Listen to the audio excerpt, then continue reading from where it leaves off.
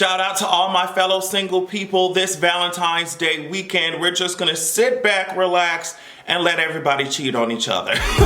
Give me your ways. You don't know what to do with it. Give me your way. Give me your way. Now, but all jokes aside, happy Valentine's Day, happy Valentine's Day weekend. I hope that you're spending it with anyone that you love. It doesn't have to be your significant other, especially if you don't have one. But just people that you love. Make sure that you're going to patreon.com/AdrianExpression and signing up, checking it out. I wanted to give my thanks to some of the new patrons: Lux, Kelly Strong, Tanisha Williams, Addison Brown, Tatiana Jemison, Shakia Gant, Chevy, Kathy S. All of you, thank you so much. I put up a really cool podcast episode up there, as well as on Thursday, I wrote this article kind of in the wake of this whole Zaya Wade backlash. I just did some research on the social challenges, the mental health challenges that a lot of Black LGBT youth are facing today. So yeah, if that sounds like something you're interested in, go and check it out. And since we're speaking of interest, NASA just told us that an asteroid was interested in doing a really close flyby and just seeing what types of things are going on planet Earth. So they said that this asteroid is traveling at like 34,000 miles per hour, and it's gonna come close to intersecting our planet's orbit on February 15th. I'll read you something from IGN. They said the colossal space rock, which is expected to pass over our planet from a distance of around 3.6 million miles, so we'll be fine, unfortunately, is estimated to have a diameter of around 3,250 feet, making it large enough to potentially trigger a nuclear winter and mass extinction events should it collide with Earth, girl. We're gonna be fine.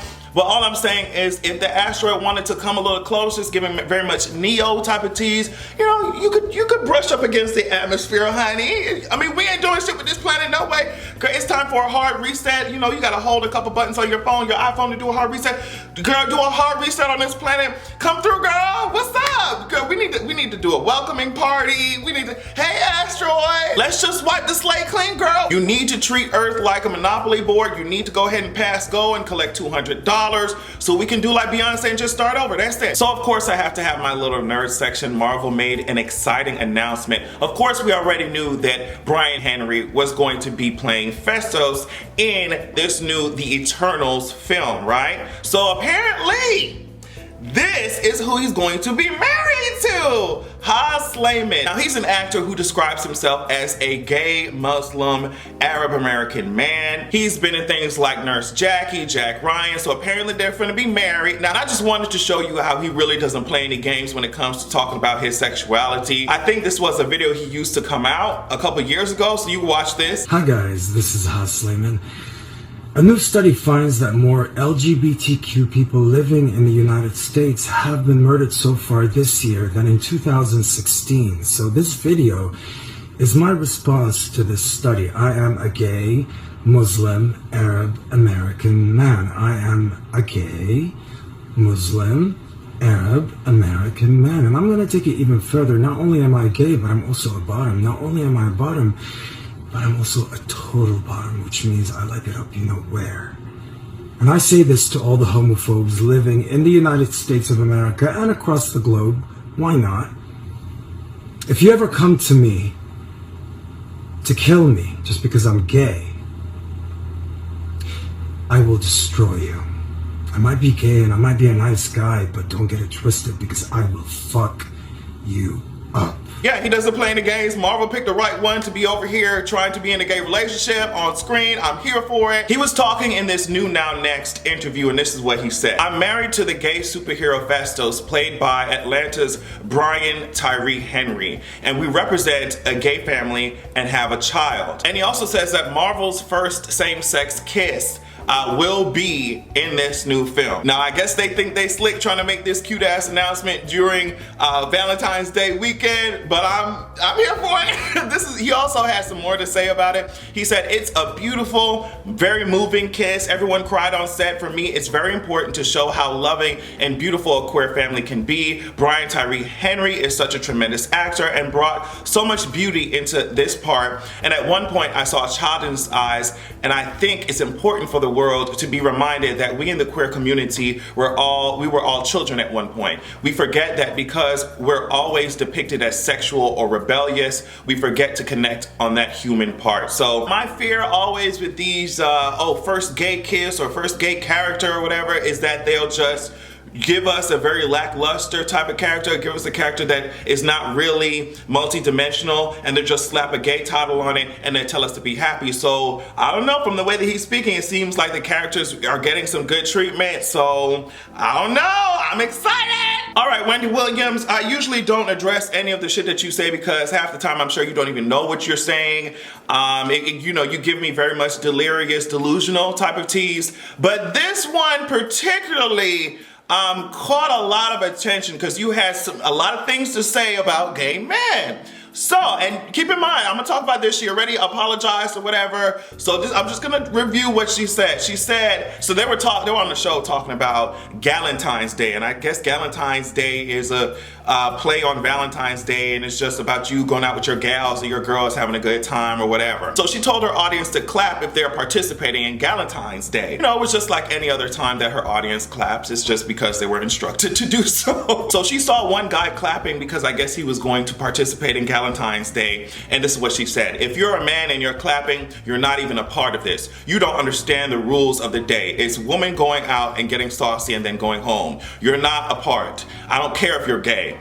You don't get menses every 28 days. You can do a lot that we do, but I get offended by the idea that we go through something you will never go through. And stop wearing our skirts and our heels. Just saying, girls, what do we have for ourselves? Looky here now, gay men. You'll never be the woman that we are, no matter how gay. And this is what I always bring up. A lot of people will use gay language, gay lingo, and in the same breath disrespect the very community that they, try to pull a personality out of, try to make themselves seem more interesting. Y'all really have to pull yourself out of this dichotomy that you're stuck in, that society has you stuck in. You really think that somebody wearing a particular set of clothing, some fabric that was stitched in a certain way, automatically tells you about what gender they identify as. It's just really weird. Like, girl, if I see something and I can afford to buy it and I think it's cute, guess what I'm gonna do? I'm gonna wear that shit. Ain't nobody trying to be a woman around here if I have not indicated to you that that's what the fuck I'm trying to do, okay? Stop wearing our skirts and our heels. You don't own that shit. What are you talking about? I feel like if you felt secure as a person, I feel like if you had a strong sense of self, you would just wear your skirt and your heels and go about your business and not be threatened or feel some type of way when a gay man does that themselves. It wouldn't bother you because you're literally minding your business. And here go her apology. I apologize. I didn't mean to offend the LGBT community. I never do my show from a place of malice. I'm just having a conversation. If you know me long enough, then you know live and let live. I live and let live every day. Life is too short. I'm 55 years old and maybe I sounded like your auntie or your big sister, or I sounded like I'm out of touch. I'm not out of touch. I deeply apologize and I will do better. Girl, I mean, I don't believe you because it's in your spirit, I guess, to say these types of things so that you can continue to, I guess, get the ratings that you do. Just last month, your ass was making fun of Joaquin Phoenix's cleft palate, and then you end up having to apologize and donate to different causes to make up for it, I guess. In general, gays have been in the news a lot this week, and I know it's just like, we don't bring y'all up until it's time to defend ourselves. Aren't y'all tired of discussing our ass? Why are we always on y'all mind? Why are we like, if you don't fix y'all trash ass divorce rate and get y'all shit together, get your shit together. Y'all got other stuff to be worried about. Focus on y'all broken ass families. Why don't y'all ever want to talk about y'all broken ass families? Like, why don't y'all want to talk about that? Y'all focus on gay men wearing heels and skirts and shit. That's the only thing y'all can find. Somebody loving themselves, loving their children, standing up for what they believe and who they believe they are. That's the only thing y'all can drag when it comes to gays. Like, y'all got, you don't see the multitude of disasters on y'all plate? Y'all need skirts and heels, the last thing y'all got to be worried about. I promise. It's very hilarious that I just brought up divorce rates and stuff because on this, on Judge Toller's, on Judge Toller's show, Divorce Court, apparently this couple, one of the reasons that they broke up was because of a feud about Cardi B and Nicki Minaj. Now, they were saying, one of them was saying like, that's not the whole reason why we broke up. That's just, part of it. Another reason, because he's disrespectful, blah, blah, blah. I'm just like, wow, the stan culture really jumped out in some of these real life relationships. Although I will not lie, I do think that whoever you stand for or whoever really speaks to you as an artist really reveals a lot about you. So I don't know, maybe that was just the surface of what was underneath. But since they came on that show, hooting and hollering, girl, do you hear me? And Judge Toller was like, huh? You mean to tell me that was the real reason? I thought y'all was playing. Get out of here. Anyway, somebody I really wish was actually playing with my ass was Yolanda Adams. Yolanda, why did you take your ass up to Mike Bloomberg? Let me tell you something. They had something, Mike for Black America. This is what they had at this little event. And Yolanda took her ass up there and started singing America the Beautiful. Now, let me tell you something else.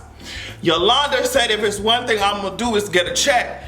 It really alarms me. The fact that, you know, these people, some of these politicians can spend their whole political careers, decades, bulldozing minority communities, the Black community, and won't say shit about it until it's time, won't say shit about the damage they've done until it's time for their ass to get elected, re-elected, or run for fucking office, right? So then they put together bullshit PR packages, they put together pandering ass events, and so many, I don't know, it was a lot of Black people there. I don't know if they paid, but a lot of Black people will fall for this shit, especially older Black people. And it's just like, no ma'am. I don't understand how you cannot see the injury that has been caused.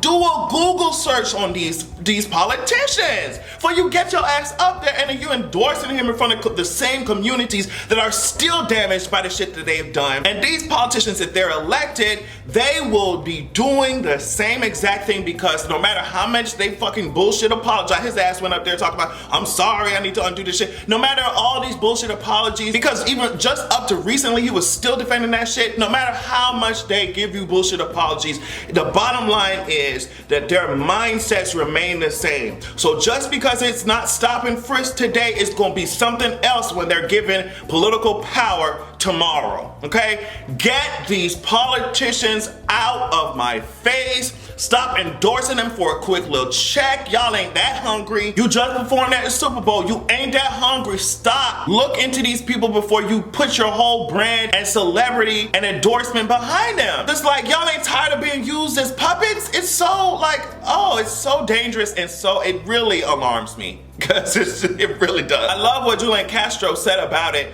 He was up there talking to some of these reporters, and he said, one of the things he said is, does your credit card company take an apology? Does Equifax or credit rating agencies, business people who run for office think an apology is everything? I think voters should hold him accountable for his record. He said, take the apology into consideration, but look at what these people have done consistently. Look at what they believed in consistently. Take into account how they tried to shape the narrative when shit blows up in their face. They were silent for decades about this shit, but until it's time for everybody to see him as a presidential candidate and he realizes, oh shit, I need this community in order to get some votes, then they're gonna try and erase history, erase what they've done, and be like, oh well, we're moving on, I can't change history. Like, it's pathetic. It's pathetic to me, and I'm tired of all their asses. I promise you I am. And to end this video, I'll talk really quickly about what Trump recently admitted, although it shouldn't be surprising to anyone. He went on to Geraldo Rivera's podcast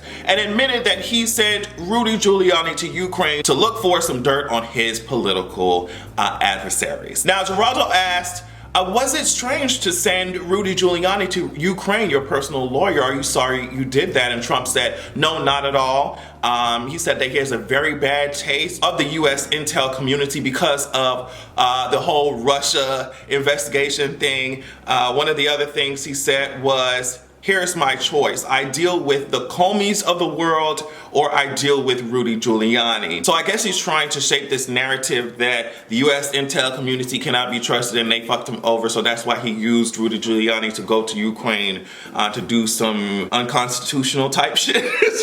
It's all over the place, just like his tired ass tumbleweed toupee. Well, we already knew that, like I said. I just want this to be over very quickly. Like I said in the beginning of this video, the asteroid should not have been that far away. That's really disrespectful to not do what you're supposed to do as an asteroid, to not deliver what you're supposed to deliver as a celestial body. That's really disrespectful, Miss Asteroid. I'm ready for all this election shit to be over with, especially the state of politics. It's just Just ridiculous. Just ridiculous. I hate it. But on that note, I hope that you have an amazing Valentine's Day weekend. I hope that you will sign up or check out patreon.com/AdrianExpression. I also hope that you have a good goddamn evening.